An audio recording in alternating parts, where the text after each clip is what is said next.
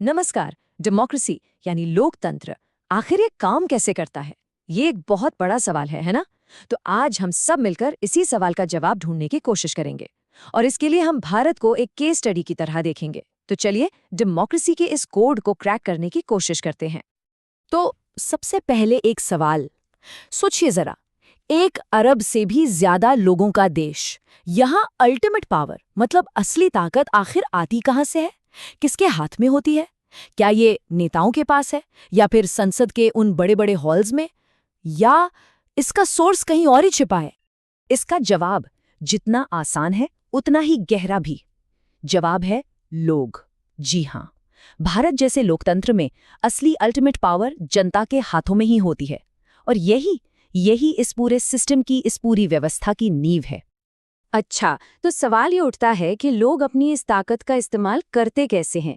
तो यहीं से हमारी पड़ताल का पहला हिस्सा शुरू होता है, शक्ति का स्रोत यानी वोट और आवाज। देखिए, इस ताकत को इस्तेमाल करने का एक बहुत ही पावरफुल तरीका है। इसे कहते हैं यूनिवर्सल सफ्रेज या सार्वभौमिक मताधिकार। अब ये सुनने में थोड़ा भारी शब्द लगता है, पर इसका मतलब बहुत सीधा है। मतलब हर नागरिक को वोट देने का अधिकार है, पीरियड। और इसी एक अधिकार से करोड़ों अलग अलग आवाजें एक साथ मिलकर एक कलेक्टिव विल यानी एक सामूहिक फैसला बन जाती है। लेकिन सिर्फ वोट डाल देना ही तो काफी नहीं है ना? ये भी तो जरूरी है कि ये पूरा खेल, ये पूरा प्रोसेस ईमानदारी से हो, फेयर प्ले हो। तो चलिए अब इस खेल के नियम समझते हैं कि आखिर ये इलेक्शंस काम कैसे करते हैं। तो जैसे हर खेल में एक रेफरी होता है, वैसे ही इस डेमोक्रेटिक गेम में रेफरी की भूमिका निभाता है भारत का चुनाव आयोग, the election commission of India. और इसका बस एक ही काम है, ये पक्का करना कि पूरी लोकतांत्रिक प्रक्रिया बिल्कुल निष्पक्ष, बिल्कुल फेयरली हो। अब सवाल ये है कि चुनाव आयोग ये सब करता कैसे है? इसके कुछ बड़े ही खास तरीके हैं। देखिए, सबसे पहले तो हर पॉलिटिकल पार्टी को एक चुनाव चिन्ह, एक सिंबल दिया जाता है ताकि पहचानने में आसानी हो। फिर एक कोड ऑफ कंडक्ट यानी आचार संहिता लागू की जाती है। इसका मतलब कोई भी पार्टी प्रचार के लिए सरकारी गाड़ियों या फिर पूजा की जगहों का इस्तेमाल नहीं कर सकती। और सबसे जरूरी बात, हर कैंडिडेट को, हर उम्मीदवार को अपनी संपत्ति, अपनी पढ़ाई लिखाई और अगर कोई सीरियस क्रिमिनल केस है तो उसकी पूरी जानकारी देनी पड़ती है, सब कुछ पब्लिक, ताकि वोटर्स को पता हो कि वो किसे चुन रहे हैं। अच्छा, अब जरा चुनावों के टाइप को भी समझ लेते हैं।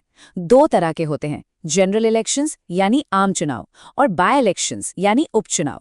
देखिए, आम चुनाव तो पूरे देश में एक साथ होते हैं, सभी कॉन्स्टिट्यूएंसीज में, और इनसे एक नई सरकार बनती है।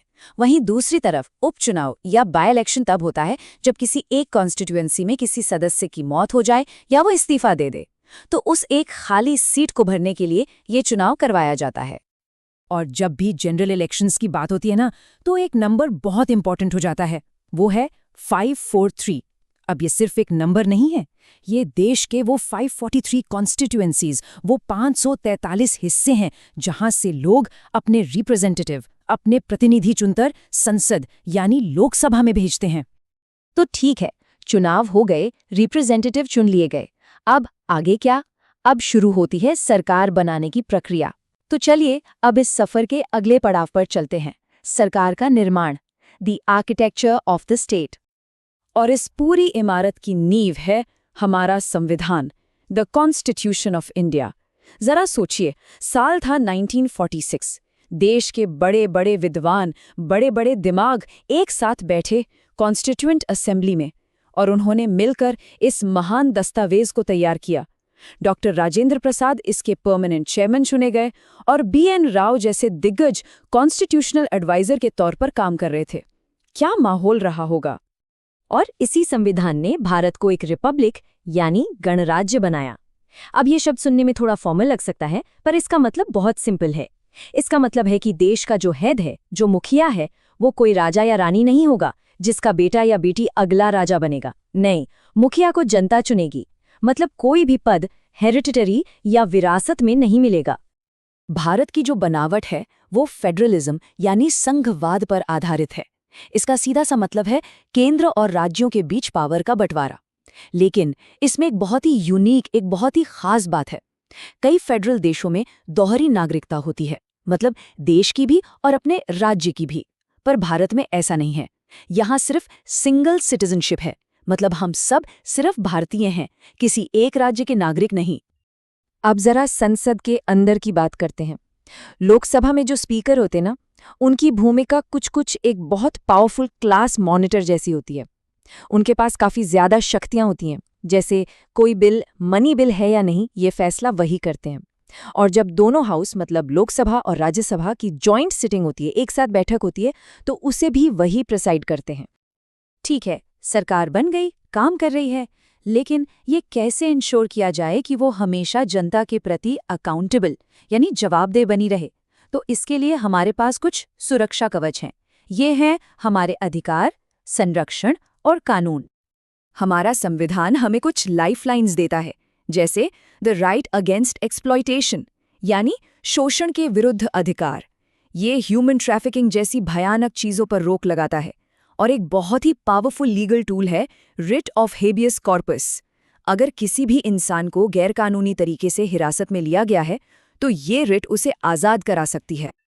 अब कानून को भी थोड़ा समझ लेते हैं। मोटे तौर पर इसकी दो शाखाएं हैं। सिविल लॉ यानी दीवानी कानून, ये लोगों के आपसी झगड़ों से डील करता है। जैसे मान लीजिए मकान मालिक और किराएदार के बीच कोई डिस्प्यूट हो गया। और दूसरा है क्रिमिनल लॉ यानी फौजदारी कानून। ये अपराधों से जुड़ा है और इसकी शुरुआत आमतौर पर पुलिस में एफआईआर यानी फर्स्ट इन्फॉर्मेशन रिपोर्ट दर्ज करने से होती है।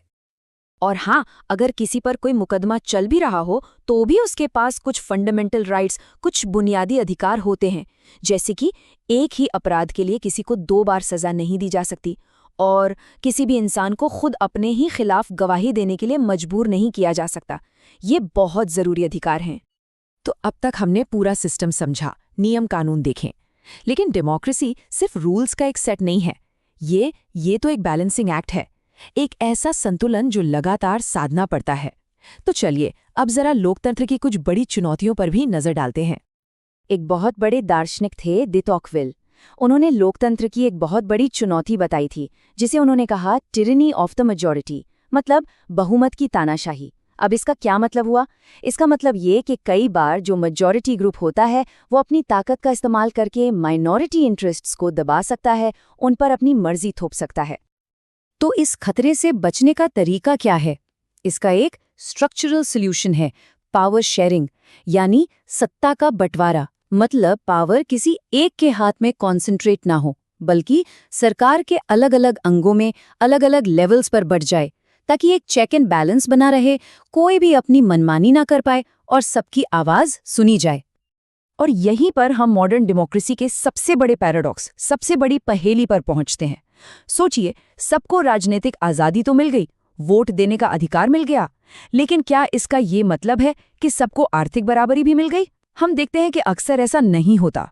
और यही राजनीतिक आजादी और आर्थिक असमानता का एक साथ होना एक ऐसा विरोधाभास है जो हमें सोचने पर मजबूर करता है। और इसी के साथ हम अपनी बात एक आखिरी और शायद सबसे जरूरी सवाल पर खत्म करते हैं। सवाल ये है कि कोई भी समाज बहुमत की ताकत और हर एक इंसान के, हर सिंगल इंडिविजुअल के उन अधिकारों के बीच जिन्हें छीना नहीं जा सकता, एक सच्चा संतुलन कैसे बनाता है? ये एक ऐसा सवाल है जो शायद लोकतंत्र की इस पूरी यात्रा का असली सार है।